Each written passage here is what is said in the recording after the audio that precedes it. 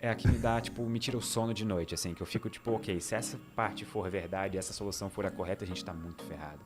Ou não também, porque a gente não tem como descobrir qual que é a intenção de uma outra civilização. Pode ser Exatamente. que todo mundo Tá todo esteja... mundo com medo. Exatamente, Tá todo sabe? mundo com medo. É um jogo como é o dilema do prisioneiro, assim, né? Tá todo mundo ali. Exatamente. Mas a ideia basicamente é que a gente nunca recebeu sinais ou mensagens de outras civilizações inteligentes, ou elas nunca deram a cara pela galáxia, porque justamente todas têm medo das intenções de uma das outras.